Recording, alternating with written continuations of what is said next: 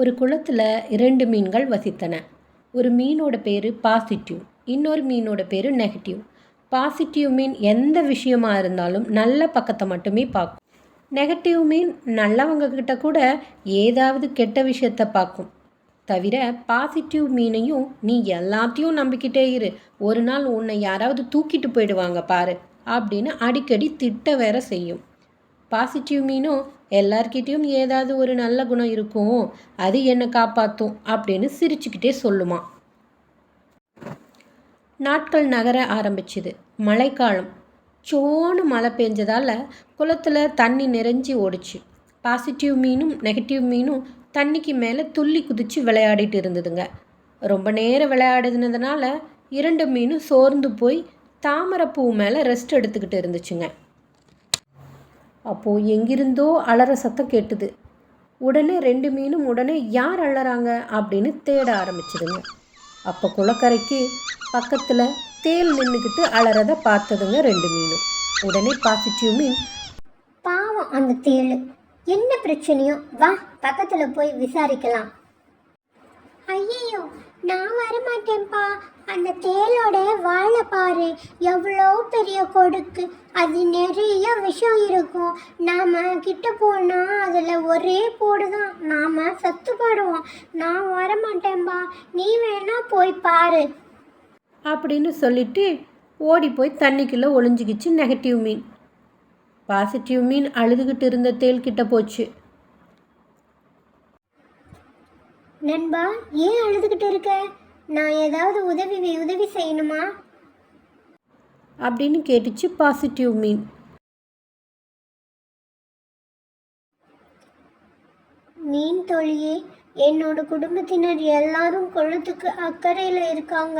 மழை பெஞ்சி வெள்ளம் வந்ததால் நான் மட்டும் தண்ணியில் அடிச்சுக்கிட்டு வந்துட்டேன் இக்கரைக்கு. என்னை யாராவது அக்கறைக்கு கொண்டு போய் விட்டால் பெரிய உதவியாக இருக்கும். உன்னால் எனக்கு உதவ முடியுமா தோழியே? ஓ, தாராளமா நண்பா, நீ என் முதுகு மேலே ஏறிக்கோ. பாசிட்டிவ் மீனும் தேளும் பேசிக்கிட்டு இருந்ததை தண்ணிக்குள்ளே மறைஞ்சு கேட்டுக்கிட்டு இருந்த நெகட்டிவ் மீன், டேய் பாசிட்டிவ், வேணாண்டா, அவன் உன் முதுகில் ஏறினா தான் கொடுக்கால உன்னை கொட்டிடுவான், நீ செத்துடுவ. இது கேட்ட தேள் பதறிப்போய், மை டியர் ஃப்ரெண்ட், எனக்கு ஆபத்து ஏற்படுத்துகிறவங்கள தான் நான் கொடுக்கால கொட்டுவேன். எனக்கு உதவி பண்ணுறவங்கள நான் அப்படி பண்ண மாட்டேன். என்னை நம்புப்பா ப்ளீஸ். தேள் பாவமாக கெஞ்சுது. தேள் உடனே பாசிட்டிவ் முதுகில் ஏறிக்கிச்சு. தேள் தண்ணீரில் முழுகாமல் பத்திரமா அக்கறைக்கு கொண்டு போய் சேர்த்துச்சு பாசிட்டிவ் மீன். தொலைஞ்சு போன தேளை பார்த்த அம்மா தேளும் அப்பா தேளும் ரொம்ப சந்தோஷப்பட்டுச்சுங்க. மீனுக்கு தேங்க்யூ சொல்லிச்சுங்க. சில காலம் போச்சு. குளக்கரையில் மேலே பறந்துக்கிட்டு இருந்த பருந்தோட கண்ணில் தாமரைப்பூ மேலே படுத்து ரெஸ்ட் எடுத்துக்கிட்டு இருந்த நெகட்டிவ் மீன் பட்டுடுச்சு. உடனே ஜிவ்வுன்னு கீழே நெகட்டிவ் மீனை தூக்கிட்டு பறந்துடுச்சு.